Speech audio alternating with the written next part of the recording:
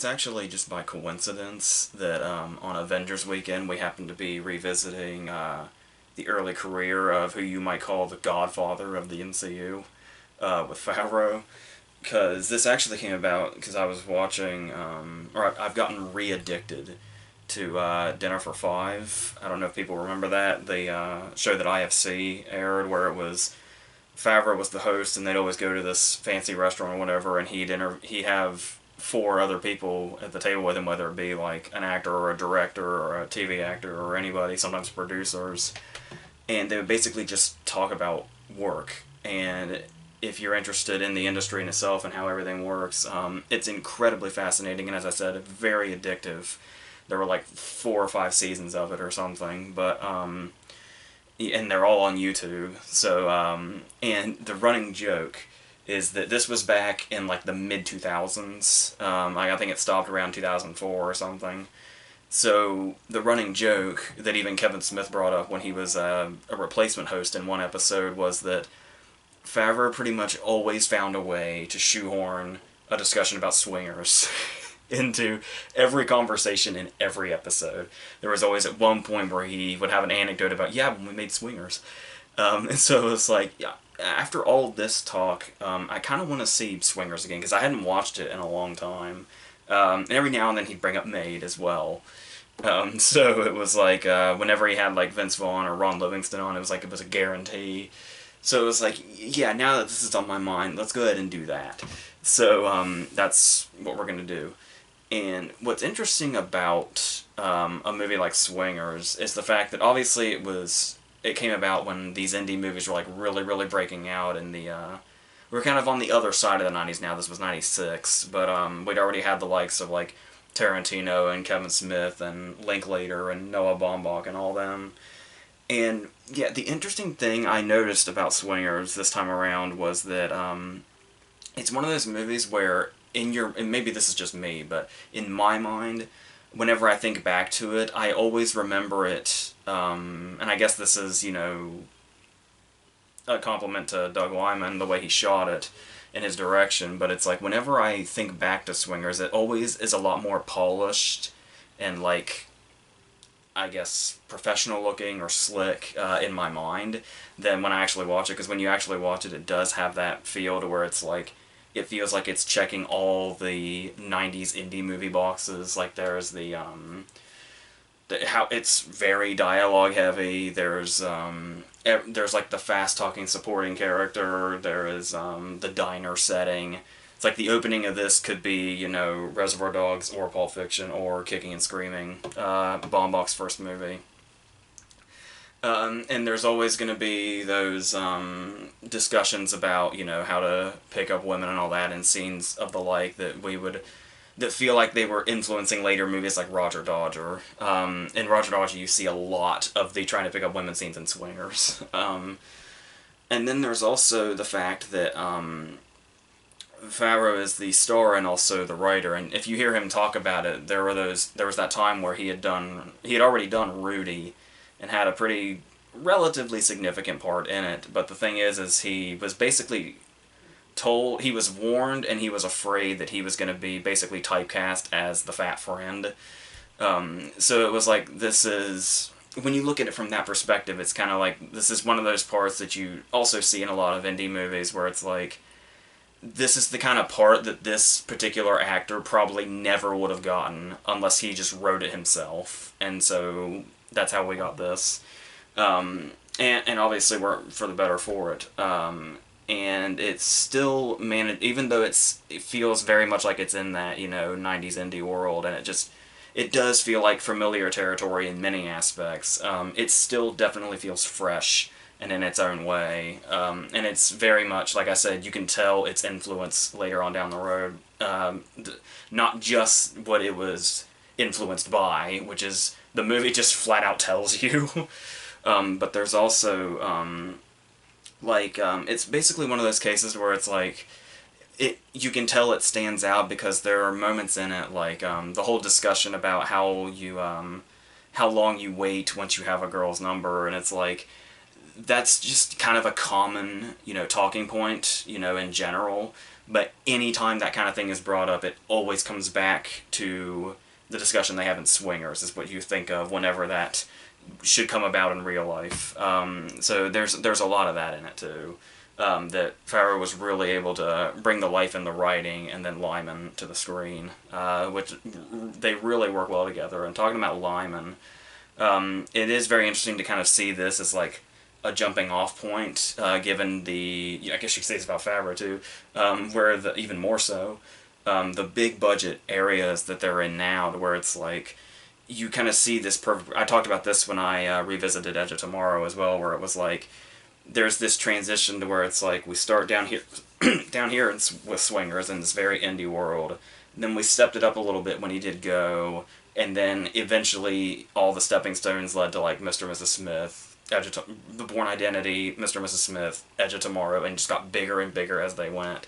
And it's really interesting to look back on this movie and just how very sort of almost like you hear a lot of talk about basically the guerrilla style it was made in. Where it's like they couldn't shut the places down, so they just kind of had to walk through clubs with real people in them. But at the same time, it feels anything but amateur, which is really impressive. And then there's, like I was just talking about, it's like, it's surprisingly self-referential, like, throughout. Like, there are the moments when they're basically talking about, like, how Scorsese, shot Goodfellas, or Tarantino in Reservoir Dogs, and actually kind of recreate those scenes, particularly the Reservoir Dogs opening. But the thing here is that it's also kind of like, it's this kind of a bit of a surreal thing, to where it's like, as they're talking about this, the cameras are kind of set up like the opening shot of Reservoir Dogs in the diner. Or there's the scene when they walk into the club and it's from behind them, and it's like, that kind of feels like the Scorsese shot they were talking about. And then there's the most obvious line, which is when they're like, how could you even, like, why would you'd be crazy to shoot, in an actual casino, because you wouldn't be able to shut it down. And it's like, about 35 to 40 minutes before this line is said in this movie, we already had one of the opening scenes that actually was shot in a casino. And it's this weird thing. And there's also kind of like stuff when Trent's trying to get him really revved up and saying, like, don't go over there and be the PG-13 romantic comedy guy. You go over there and you be the guy in the R-rated movie. You be the guy to where it's like, we're not quite sure if we like him or not. And you kind of stop and you're like, is Trent describing himself as a character in an R-rated movie? That we're not quite sure if we are into his sleaziness or not. Obviously, that's easy for us to determine. I think most of us, because when you watch Vaughn in this movie, it's like, there's a reason that Vaughn is where he is now, and it's not because he had a couple of lines in Rudy. It's not because he got mad at Sean Astin and said, like, this asshole thinks he's the Super Bowl. No, it's because you watch this performance in this movie, and it's like, you can just tell.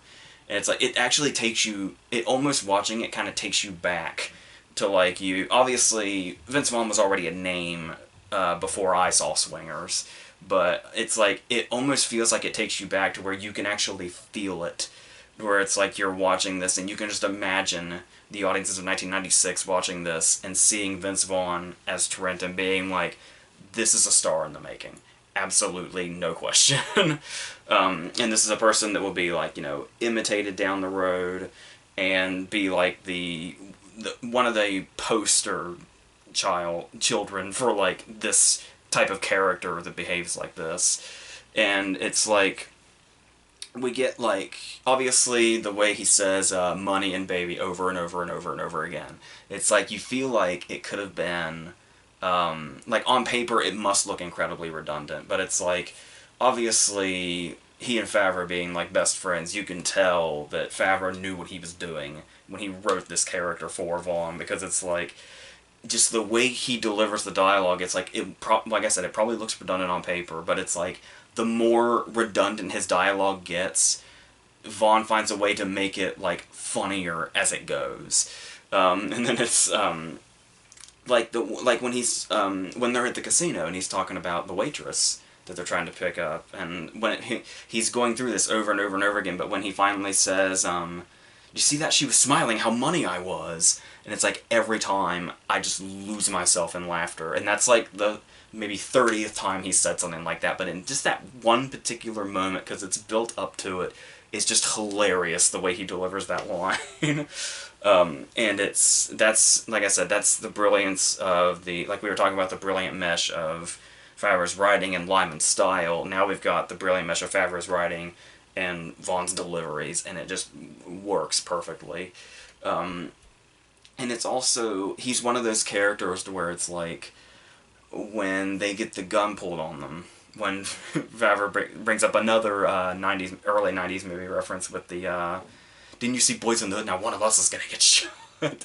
But it's like later on in the movie, when those guys are at the house playing video games with them, and he's like, oh yeah, you know, trying to talk them down, and now they love him. And it's like, that's hilarious, but one of the main things that makes it hilarious is not just that it was that easy, but that because we know Trent so well by this point, we just totally believe that. It's like, yeah, those guys pulled a gun on them, the next time we see them, they're all buddies, and it's like, yeah, I believe Trent could make that happen, easily. Which, once again, just makes it even funnier. And it's like, even by the end, he's still doing these things that are like, scenes that will be remembered for years to come. Like, when he's getting up on the diner table, it's like one of the first scenes you probably think of when you think back to this character. And yeah, it's just really, yeah, it's amazing to watch, because it's like you can just see his fame taking off with every, not just every scene, but with like every new line, you just see Vaughn getting higher and higher in status. And it's fantastic. And there's also obviously a nice supporting cast. Ron Livingston as the other kind of close friend. He's got the really, he's the dude that's kind of going through the movie, like, the very best case scenario for Ron Livingston in this movie is he gets to be Goofy at, I'm guessing, Disneyland. So, yeah. But the thing is that, but he also has that really nice scene where he's able to kind of, when Favreau's able to look at him and see that, oh, maybe it's not so bad, and he finally gets him out of the apartment. That's a really nice scene between the two of them. And then there's also, Alex Azar from Becker. He was Jake, the blind guy. And, what was his name? Patrick Van Horn as the other guy. And they do make this really, you know, believable group of friends, but we really kind of stick to the two or three. But they never just feel like background noise. Like, when everybody's present when they're present, which is great.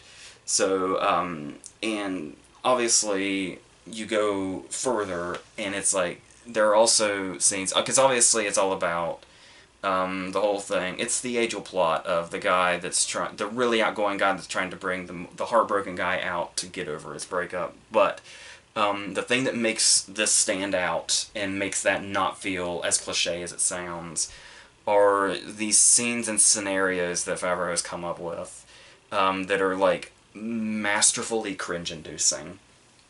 Starting with the moment when the waitress and her friend take them back to the trailer.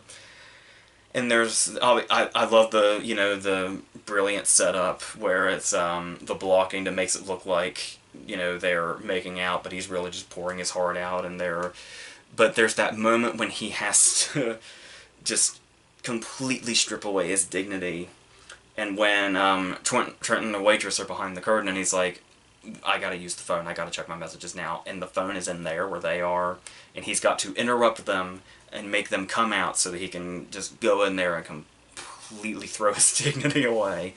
But that has nothing on the ultimate scene, the most famous scene in the movie for sure, when he meets Nikki and he gets her number, and instead of waiting, you know, 2 or 3 days or 6 as they do, he's gonna call her right away before he thinks she even gets home.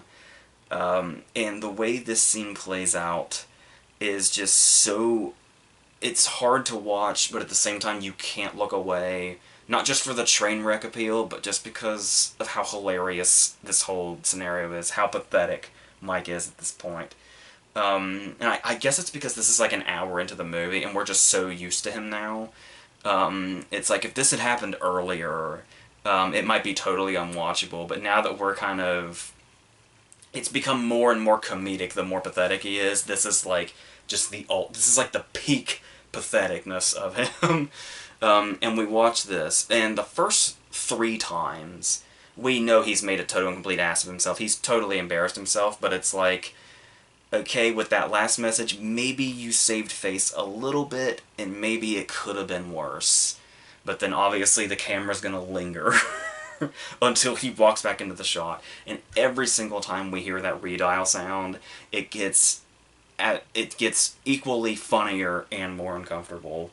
And it's like he just keeps digging and digging and digging the hole.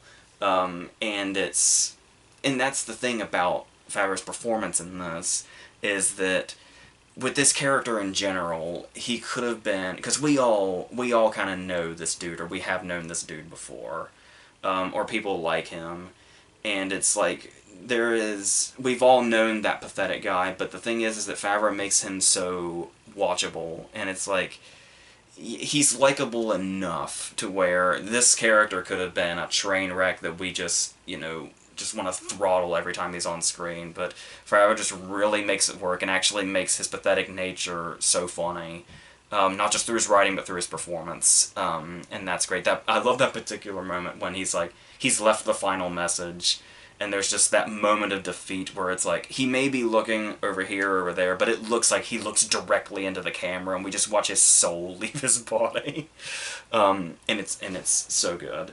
So and I guess lastly, before I finish up on Swingers, one of the things I like the most about it, and I think really helps with his character as well, is the way that Michelle is handled in regards to how we see her.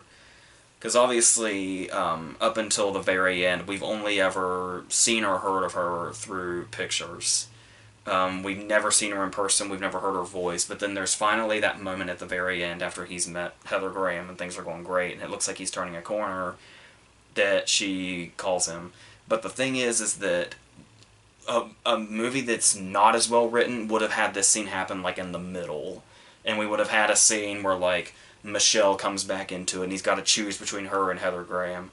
But the brilliant thing Favreau does here is that's not even remotely an option. She is like long gone for the whole movie, so we think, and it's only at this very last minute here, like as a closing bit, that it's like, oh, maybe she still is in the picture. And it's like, we've seen him, turn this corner so much. Maybe one could probably legitimately criticize it, that it feels like maybe a bit abrupt, because we don't even meet Heather Graham till like the last 20 minutes, and it's just that one prolonged scene between them before we get this payoff with Michelle. But I do think it really works, and like Favreau's performance does make it believable that this was his turning point.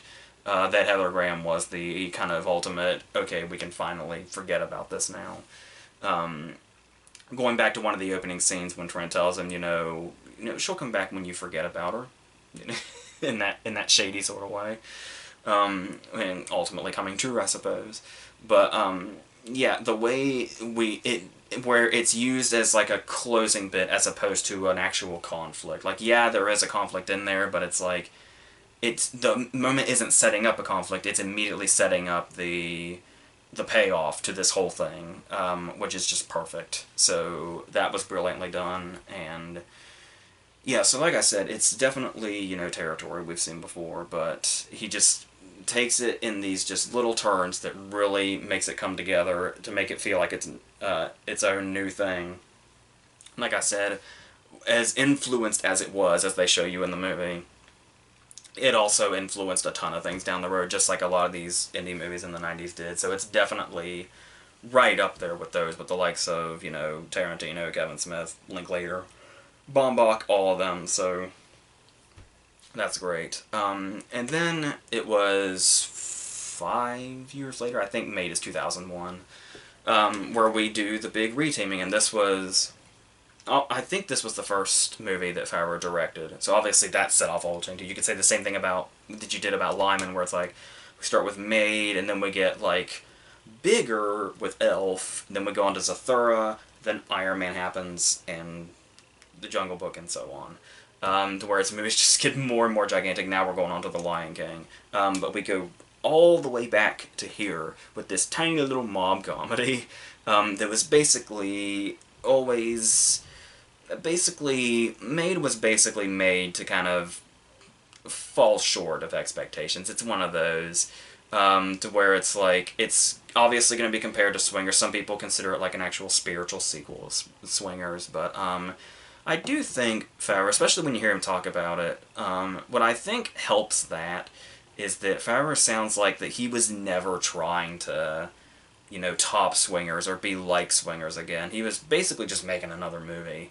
And it was it wasn't necessarily meant to be an exact follow-up, I don't think. So when it starts off, it does have the opening does feel a bit I don't know if cheap is the right word, but it's kind of like, and it's hard to say, especially when you look at what he's doing now. But it's like oh yeah, you got little things like Chef in there too. But there's going back to this, it's sort of like when it opens, it tries to open like just right in your face, because we get like the Artisan logo, and then there's like nothing else credit wise up to this point, and it just says the title, and it's like it's just throwing us right into it, and then we get the scene with them in the ring. But it's like when we see the title, it's like that kind of made for TV font, and it almost feels like it's sort of like when you see a movie that's had like its title changed in post-production. It's kind of what it feels like. It doesn't quite hit in that way, I think was the intention. But the thing here is that it does sort of feel like it does seem like he's kind of bringing in all of his previous experience into this movie, where we have like the opening is boxing, and it's like, especially when like 2 years before this he had done the Rocky Marciano movie, and it's like, well, this feels familiar. And when they do this, but at the same time, it's kind of like, I suppose you could look at it as starting with the boxing with him and Vaughn fighting each other, kind of really shows off their friendship and the nature of it before we really get started, where it's like they're in the ring, and for a while everybody's starting to boo because they're just not hitting each other. They're just kind of dancing around. But then once they start hitting each other, it's kind of like, it sort of, I guess, shows the conflict between them. I know it seems like it's really blatant, and I don't know that he actually meant this or anything. It's just a plot point. They want to be boxers. So they go into the mob world already looking fucked up, but mainly because of themselves. But it shows how, like, basically in the fact that he's the one that's beating Ricky, is it's sort of like the way it kind of shows that the conflicts are brought about because of Ricky's recklessness, in the way that Bobby just really, you know, much as he tries to bring Ricky in on stuff, Ricky's the one that always fucks it up and makes him look bad. So it's like, this is just the it's like he's reaching his turning point before he's reached his turning point. It's like a foreshadowing sort of thing, I suppose.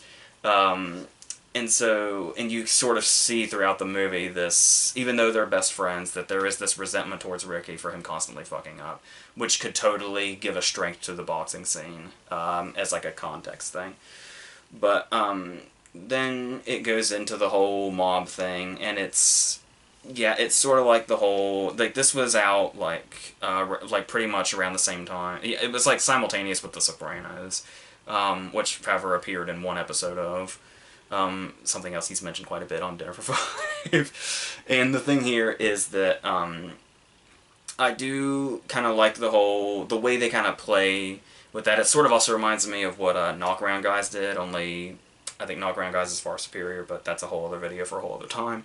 To where it's this, they're kind of on the outside of it, and they're two guys that seem very unlikely to be in this, but of course, you know, he's the bodyguard for Famke Janssen, his girlfriend stripper, and he ends up beating the shit out of Jonathan Silverman for touching her the wrong way. Jonathan Silverman ends up being somebody who is connected to basically the wrong people, and costing Peter Falk like $8,000, so he has to do the job with Sean Combs in order to pay back Peter Falk, and they get into a bunch of shit that they probably shouldn't be involved in. But of course, because Ricky's the reckless best friend, he's got to get in on this too. Favreau brings him in on it, and we know that that's probably a kiss of death for everyone involved. Because they're basically, I mean, it's like, you know, I guess Mike and Trent in the mob world was the pitch, and it's like you can pretty much see exactly where that's going to go, which kind of is a fault in the movie, that you can kind of see exactly, you know, how it's going to go, how, you know, Bobby's going to be the straight man and Ricky's going to be the Vince Vaughn character. And there are references to that, to where it's like the people in the mob that really shouldn't be, like the kind of blatantly obvious cue with when they're on the plane, and they're like, what's the in-flight movie? And they're like, it's Mickey Blue Eyes. And it's like, okay, the plot for Mickey Blue Eyes is kind of bleeding in a little bit. But then, and talking about that angle also, you do have Peter Falk kind of being the one that brings us into that side of the story, because for a while it's just like, they're just doing jobs here and there, and they're just kind of two low-rent dudes doing whatever. And then Peter Falk kind of brings in the mob side of the story with this character, and it's like, it is a nice setup with this scene to where it's like, he seems like when they go to his office, it's like they're basically visiting an uncle.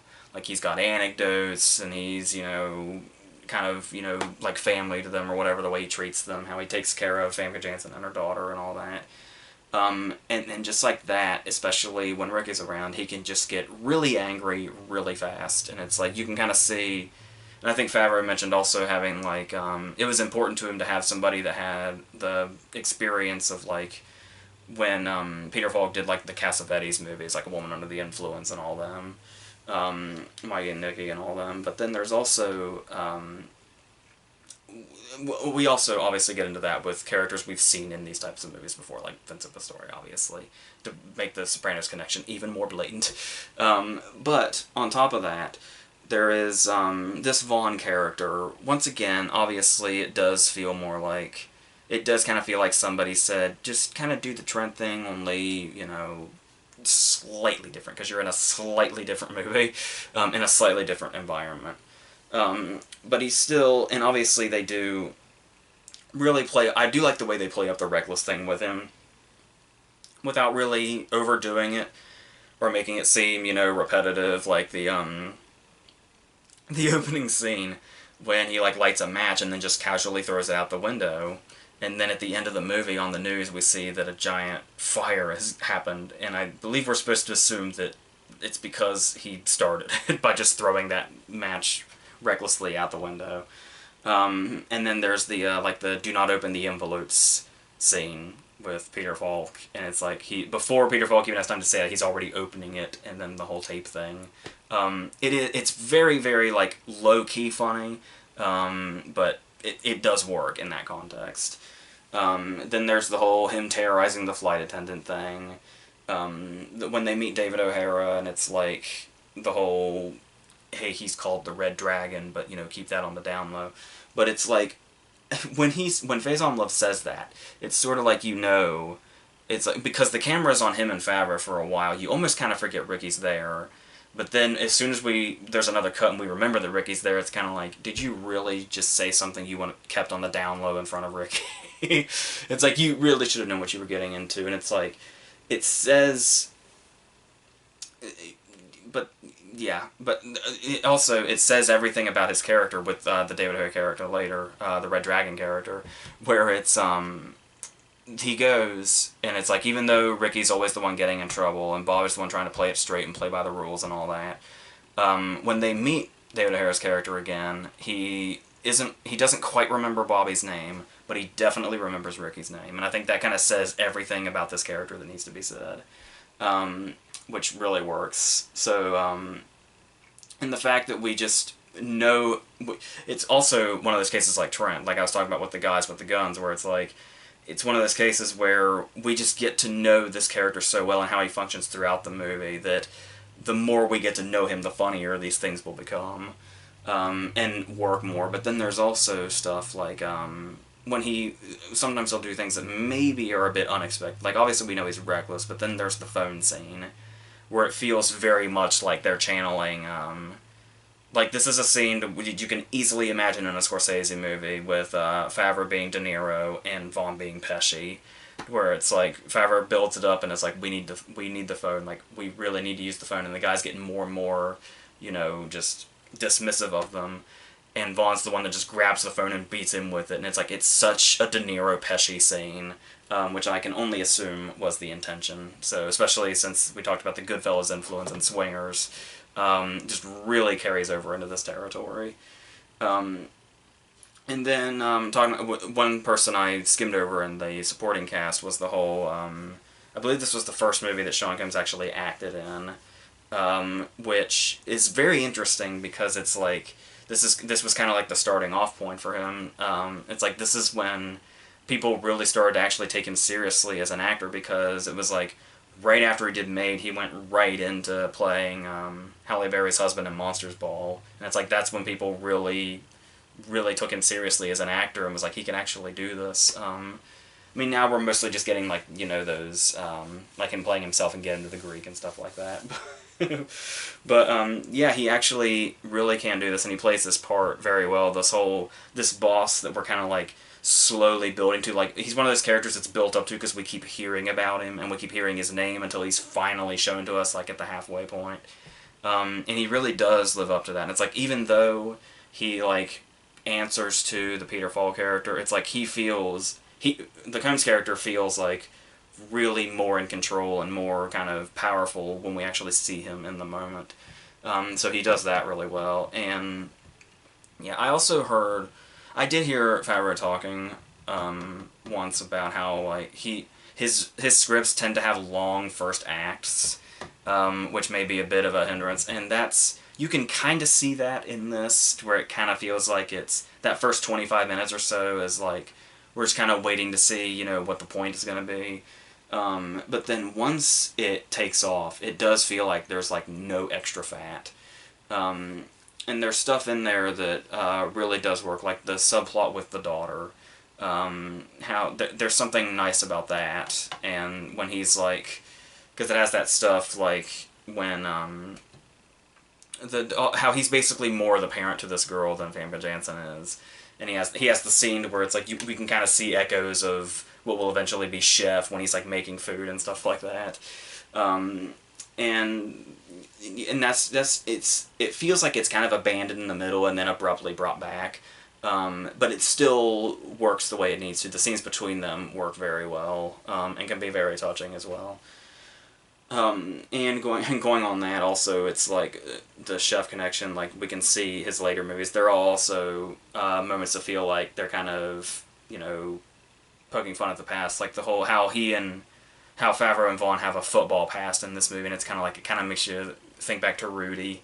But then there's also the scene that's never really referenced and never brought up again when Peter Falk, when the first time he goes into his office, he's going to talk to Favreau, and he says, "Sit down, Mike." And it's like, is that one of those things where you just call him Mike like you'd call him, like, Chief or Bud or something? Or is it like, did he just call him by his swinger's name on purpose? I don't know.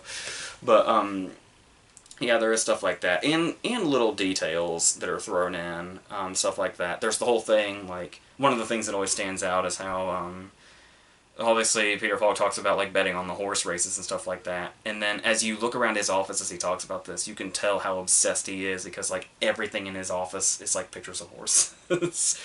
Stuff like that. The drawings where it's, like, I think I read somewhere they're his actual drawing. Like, Peter Falk actually drew them. There's one in his office, and then there's one in Favreau and Famke Janssen's bedroom. So, yeah, just little things like that you can imagine he would just throw in there just as little details that stick out.